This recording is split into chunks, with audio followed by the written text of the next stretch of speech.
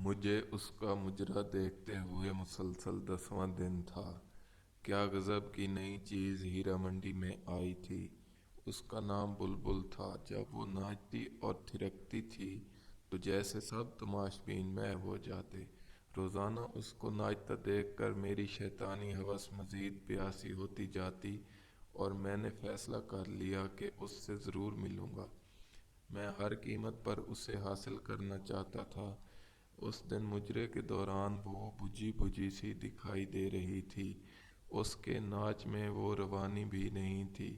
लेकिन मुझे उससे मिलना था, बात करनी थी और मामलात तय करने थे। मुजरे के अख्ताम पे जब सब तमाशबीन चले गए तो मैं भी उठा। वो कोठे की बालकनी में अपनी नायिका के साथ किसी बात पर उलझ रही थी।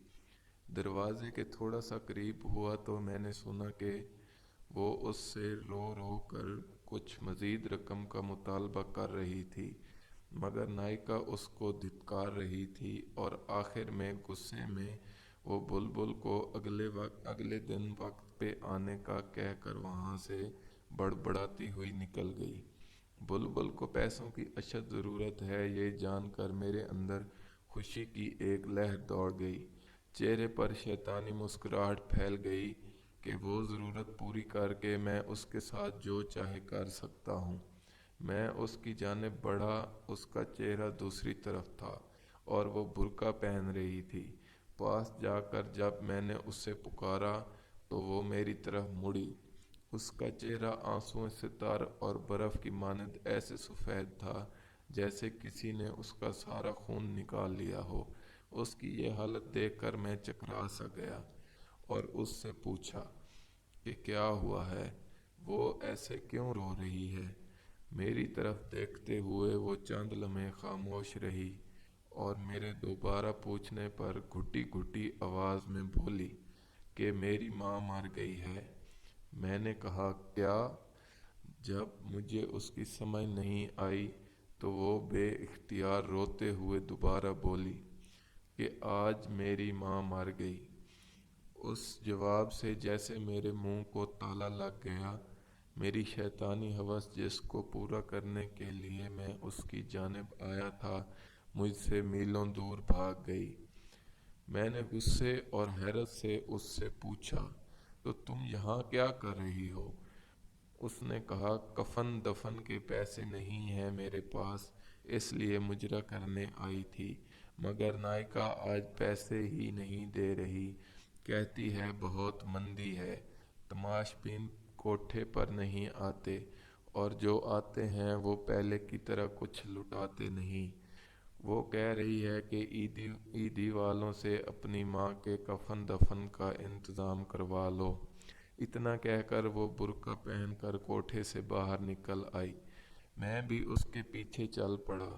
मैं तुम्हारी माँ के कफन और दफन का बंदोबस्त करता हूँ। चंद लम्हे वो मशकूक नज़रों से मुझे देखती रही और फिर खामोशी से मेरे साथ बैठ गई। गाड़ी टकसाली से बाहर निकालते हुए मैंने बुलबुल से उसके घर का पता पूछा। वो इलाका मेरे लिए नया नहीं था, कई बार मैं वहाँ से गुज़रा हुआ था। मैंने गाड़ी उस तरफ मोड़ दी। सारा रास्ता वो खामोशी से रोती रही। मेरे पास उसको तसल्ली देने के लिए अल्फाज भी नहीं थे। कुछ देर में हम बुलबुल के घर पहुंच गए। ये छोटा सा एक कमरे का घर था। सहन के बीच में चारपाई पर उसकी माँ की लाश एक गदले कंबल में लिपटी पड़ी थी। सहन में बल्ब की पीली रोशनी वहां बसने वालों और घर की हालत चीख चीख कर अयां कर रही थी। चारपाई के पास दो बूढ़ी औरतें बैठी थीं। एक की गोद में 7-8 माह का बड़ा गोल मटोल और प्यारा सा बच्चा खेल रहा था। आधी रात होने को आई थी।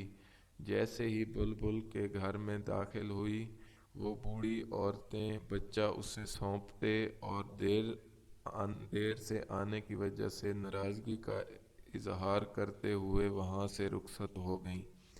बुलबुल बच्चे को लेकर कमरे की तरफ गई। बच्चा बहुत बेकरार था और फिर वो उसकी छाती से लिपट गया जैसे सुबह से भूखा हो। क्या ये बुलबुल का बच्चा है? ये एक नया इंकशाफ था कि बुलबुल शादीशुदा भी है। चंद लम्हों बाद वो कमरे से बाहर आई और मुझे यूं ही खड़ा देखकर फिर कमरे में गई और एक पुरानी कुर्सी उठा लाई। वो कुर्सी रखते हुए शर्मिंदगी से बोली, सेठ जी माजरत, मेरे घर में आपको बिठाने के लिए कोई चीज़ नहीं है। मैं सर हिलाते हुए उसी कुर्सी पर बैठ गया। कुछ समझ नहीं आ रहा था कि कहाँ से शुरू करूं। बिल आखिर मैंने उससे पूछा कि तुम्हारा असल नाम क्या है बुलबुल। वो चुप रही, शायद बताना नहीं चाह रही थी। मेरे दोबारा पूछने पर उसने आहिस्ता से कहा कि मेरा नाम अफशा है। मैंने कहा, बहुत अफसोस हुआ तुम्हारी माँ की वफ़ात का। वो खामोश रही। मैंने उससे दोबारा पूछा कि तुम्हारा बाप भाई कोई है? उसने खामोशी से नहीं में सर हिलाया। मैंने उससे पूछा कि ये बच्चा तुम्हारा है? उसने फिर खामोशी से हाँ में सर हिलाया। तो मैंने कहा कि तुम्हारा शौहर कहाँ है? चंद लम्हों बाद वो बोली कि वो मुझे छोड़ गया है। तुम हीरा मंडी कैसे गई? तुम तो मुझे नाचने गाने वाली तो नहीं लगती। अब वो नज़रें उठाकर मुझे देखती हुई बोली, सेठ जी किस्मत वहाँ ले गई। घर में कोई मर्द नहीं था। एक बीमार माँ और बच्चे की जिम्मेदारी थी। कहीं और काम नहीं मिला तो ना चाहते हुए भी मजबूरन ये रास्ता इख्तियार करना पड़ा। कुछ अरसे तक नायिका ने नाच गाना सिखाया और फिर धंधे पर बिठा दिया। वो मुझे मुजरा करने के लिए रोज़ाना 200 रुपये देती है और साथ में तमाशबीनों का बच्चा खुचा खाना जो मैं घर लाकर अपनी माँ को खिलाती हूँ और ख़ुद भी खाती हूँ। बुरके में आती जाती हूँ जिससे मोहल्ले में किसी को पता नहीं चलता और एक भरम कायम है। सेठ जी, ऐसी कितनी ही बेसहारा गुमनाम लड़कियां मुआशी हालात के हाथों मजबूर होकर इन कोठों पर नाचने पर मजबूर हैं। आप लोगों को क्या पता वो कितनी मजबूर होकर ये कदम उठाती हैं। कोई लड़की अपनी खुशी से यूं सब के सामने अपना जिस्म, अपनी इज्जत नीलाम नहीं करती। जो लड़कियां एक बार इस दलदल में गिर पड़ती हैं फिर वो धंसी ही चली जाती हैं और फिर उसमें हमेशा के लिए डूब जाती हैं। ये सब कुछ बताते हुए अफशा के लहजे में बेबसी और बेचारगी थी, जैसे वो किसी ना करदा गुनाहों की सज़ा काट रही हो।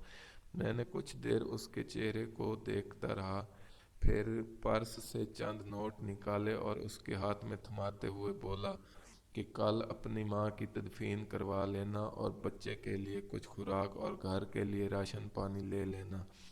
वो इतने सारे नोट एक साथ देखकर हैरान हो गई। मैंने उसको यूं चुप देखते हुए पूछा कि क्या हुआ? सेठ जी, मुझे इन रुपयों के बदले क्या करना होगा? वो डरते डरते पूछ रही थी। शायद ये सोच रही थी कि इन नोटों के बदले सेठ पता नहीं कब तक उसका जिस्म नोचेगा, कब तक इस सेठ को उसकी रखेल बन कर रहना पड़ेगा। इसकी बात सुनकर मुझे अपने आप से इतनी नफरत हुई कि मैं ख्वाहिश करने लगा कि ज़मीन फट जाए और मैं उसमें समा जाऊं। मुझे एहसास हुआ कि ये ज़िल्लत और अपने किरदार की पस्ती की आखिरी हद को छू रहा था। मैं उस बे इस मुआशरे में एक तन्हा और बेसहारा लड़की की मदद कर रहा था, मगर वो इसको भी एक डील के तौर पर समझ रही थी। शायद जहाँ से मैं उठकर आया था वहाँ पर जाने वाले लोगों से बगैर किसी वजह के मदद की तवक्को नहीं की जाती। मैंने लरजती आवाज़ में जवाब दिया कि तुम्हें कुछ नहीं करना पड़ेगा और अब तुम किसी कोठे पर मुजरा करने नहीं जाओगी, अपने घर में रहोगी। हर महीने तुम्हें मनी ऑर्डर मिल जाया करेगा। तुमने बस करना ये है कि ये जो बच्चा तुम्हारी गोद में है इसकी तरबियत ऐसे करो कि ये एक दिन बड़ा होकर तुम्हारा सहारा बन सके। ये जो रकम मैं भिजवाऊंगा ये तुम पर कर्ज है और जब तुम्हारा बेटा जवान हो जाएगा, एक काबिल इंसान बन जाएगा तो मुझे वापस कर देना। افشاں حیران پریشان کھڑی مجھے دیکھ رہی تھی، اس انسان کو جس کے سامنے ابھی وہ ناچ کر آئی تھی۔ وہ اس سے ایسی باتیں کر رہا تھا، پھر وہ بے آواز رو پڑی۔ مجھ سے وہاں رکا نہیں گیا۔ میں نے افشاں کے گھر کا پتہ لیا اور اس کو کیا اپنا وعدہ یاد دلا کر وہاں سے رخصت ہو گیا۔ سارے راستے میں یہی سوچتا رہا کہ مجھے تم سے کچھ نہیں چاہیے، مجھے تم سے کچھ نہیں چاہیے افشاں۔ جو تم نے مجھے دیا ہے اس کا احسان ساری زندگی میں نہیں اتار پاؤں گا۔ تم نے مجھے میں دفن انسانیت کو جگا دیا، جو میں دولت اور شیطانی ہوس کے نیچے دبا کر مار چکا تھا۔ تم نے مجھے پھر سے انسان بنایا ہے افشاں۔ اس واقعے کے بعد میں ان تمام برے کاموں سے توبہ کر کے اس کی بارگاہ میں گناہوں کا بوجھ لیے حاضر ہوا۔ ہر روز اس کے سامنے اپنے گناہوں کا اعتراف کرتا، اس سے معافی کی درخواست کرتا۔ میں باقاعدگی سے ہر ماہ افشاں کو منی آرڈر بھجواتا رہا۔ کئی دفعہ دل کیا کہ میں اس مسیحی کو مل آؤں جس کی وجہ سے مجھے ان تمام گناہوں اور بدکاریوں سے نجات ملی، مگر ہر دفعہ ایک شرمندگی آڑے آتی رہی کہ کبھی میں اپنی شیطانی ہوس کے لیے اس کا پیاسا تھا۔ اور پھر وقت گزرتا چلا گیا، دن مہینوں میں بدلنے لگے اور مہینے سالوں میں تبدیل ہو گئے، مگر میں افشاں کو بھولا نہیں تھا۔ وہ بھی میری طرح بوڑھی ہو گئی ہوگی اور اس کا بیٹا بھی جوان ہو گیا ہوگا، پتہ نہیں کسی قابل بنا ہوگا، اپنی ماں کا سہارا بنا ہوگا کہ نہیں۔ میرے بچے بھی جوان ہو گئے تھے، زندگی اتار چڑھاؤ کے ساتھ مسلسل چل رہی تھی۔ ایک شام چھٹی کے دن جب میں اپنے گھر میں موجود تھا تو ملازم نے آ کر مجھے بتایا کہ ایک عورت اور اس کے ساتھ ایک جوان لڑکا آپ سے ملنے آئے ہیں۔ میں نے اس سے پوچھا کہ کون ہیں؟ ملازم نے مؤدبانہ لہجے میں جواب دیا کہ مجھے معلوم نہیں صاحب، پہلی بار ان کو دیکھا ہے۔ اچھا، انہیں ڈرائنگ روم میں بٹھاؤ، میں آ رہا ہوں۔ کون ہو سکتا ہے؟ یہی سوچتے ہوئے میں ڈرائنگ روم کی طرف بڑھا۔ ایک عورت پر نور چہرے کے ساتھ سفید بڑی چادر میں خود کو چھپائے ہوئے ہاتھ میں ایک پرانی سی ڈائری لیے کھڑی تھی، اور اس کے ساتھ اچھے کپڑوں میں ملبوس ایک بڑا ہینڈسم نوجوان کھڑا تھا۔ اس لڑکے کو میں جانتا تھا، وہ ہمارے علاقے کا نیا ڈی ایس پی احمد تھا۔ افشاں نے مجھ سے مخاطب ہو کر کہا، سلام سیٹھ جی، میں افشاں ہوں اور یہ میرا بیٹا احمد۔ جوں ہی اس نے افشاں کا نام لیا، میرے ذہن میں اس کا ماضی کا چہرہ گھوم گیا، اور پھر مجھے پہچاننے میں دیر نہیں لگی کہ وہ افشاں تھی۔ اس نے مجھ سے مخاطب ہو کر کہا، آپ مجھے پہچان گئے نا؟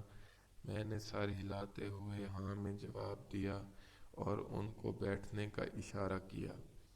افشاں پھر اپنے بیٹے سے مخاطب ہو کر بولی، احمد بیٹا، یہی ہے میرے مسیحا جن کی بدولت تمہاری ماں گندگی کی دل دل میں گرتے گرتے نکلی، اور یہی ہیں جو تمہاری پڑھائی کا تمہیں یہاں اس مقام تک لانے کا ذریعہ ہیں۔ میں ان کو جانتا ہوں امی، ان کا شمار علاقے کے معزز ترین افراد میں ہوتا ہے، مگر میں یہ نہیں جانتا تھا کہ مجھے اس مقام پر لانے میں ان کا کردار سب سے اہم ہے۔ سیٹھ صاحب، جس طرح آپ نے ہم بے سہارا اور بے کس لوگوں کی زندگی میں مسیحا بن کر آئے، اس کا احسان ہم کبھی نہیں بھولیں گے۔ احمد بڑی مشکور نظروں سے دیکھتا ہوا بڑی عاجزی سے بول رہا تھا، ایسے کہہ کر آپ لوگ مجھے شرمندہ مت کریں۔ میں نے افشاں کی طرف دیکھتے ہوئے کہا۔ آج اس کو پکارتے ہوئے بے اختیار میرے منہ سے افشاں بہن نکل گیا۔ میں خود حیران تھا، مگر یہ سچ تھا۔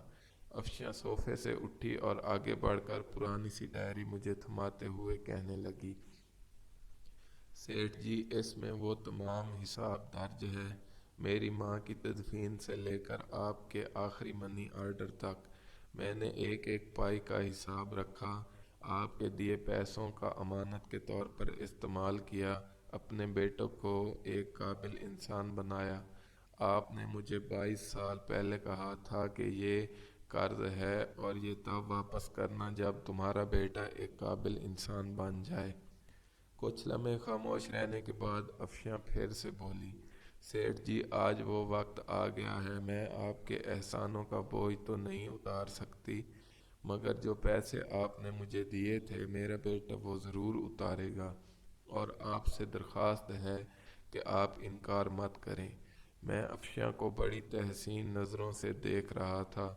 آخر اس نے وہ کر ہی دکھایا۔ یقیناً قول و قرار کو نبھانا، وعدے پر قائم رہنا ایک اچھے کردار کے حامل انسان کی بڑی نشانی ہے۔ یہ سب سن کر میرے دل میں اس کی عزت اور احترام اور بڑھ گیا۔ میں نے تو تم کو بہن کہا ہے افشاں بہن، اور میں کیسے تم سے یہ پیسے واپس لے سکتا ہوں؟ مجھے یوں شرمندہ مت کرو۔ میرے رکے رکے الفاظ میں پیسے نہ لینے کی معذرت چھپی تھی، مگر وہ واضح تھی۔ مجھے اس کے سامنے ہار ماننا پڑی اور وہ تمام پیسے جو میں اس کو منی آرڈر کی صورت میں بھیجتا تھا اس کو واپس لینے کی حامی بھرنی پڑی۔ پھر وہ دونوں مجھے اپنے نئے گھر کا پتہ دے کر اور آنے کی تاکید کر کے وہاں سے چلے گئے۔ ارم میں نے تمہیں کسی سے ملوانا ہے، میرے ساتھ چلو گی؟ شام کو میں نے اپنی بیگم سے کہا۔ کیوں نہیں چلوں گی، مگر کون ہے اور کس سلسلے میں ملنا ہے؟ بیگم نے تو سوالوں کی بوچھاڑ کر دی۔ میں نے روبی بیٹی کے لیے ایک لڑکا پسند کیا ہے، تم مل لو، اگر تم کو پسند آ جائے تو پھر اس کے بعد روبی سے بات کر لینا۔ میں نے مختصر لفظوں میں اس سے وجہ بتائی۔ اگلے دن میں اور میری بیگم ارم ناز افشاں کے گھر میں تھے۔ ارم کو بھی احمد بہت پسند آیا۔ ہم نے پھر افشاں سے احمد اور روبی کے رشتے کی بات کی۔ افشاں کو بھلا اس سے کیا اعتراض ہو سکتا تھا؟ وہ پھولے نہیں سما رہی تھی اور یوں میری بیٹی کا رشتہ افشاں کے بیٹے احمد سے طے ہو گیا۔ وہ تعلق جو ایک طوائف اور تماش بین جیسے گندے رشتے سے شروع ہوا تھا، اس کا اختتام ایک نہایت مہذب رشتے کی شکل میں ہوا۔ یہ سچ ہے کہ ہر انسان کو قدرت سدھرنے کا موقع ضرور دیتی ہے۔ کبھی گندگی کے ڈھیر سے اس کو ایسا سبق سکھا دیتی ہے، کبھی دو بھٹکے لوگوں کو ملا کر سیدھے راہ پر لے آتی ہے، اور انسان ساری زندگی اسی کے مطابق گزارنے کو فخر محسوس کرتا ہے۔ کبھی وہ طوائف اور میں تماش بین تھا، مگر آج وہ میری منہ بولی بہن اور اس کا بیٹا میری بیٹی کا شوہر ہے، اور مجھے ان دونوں رشتوں پر بہت فخر ہے۔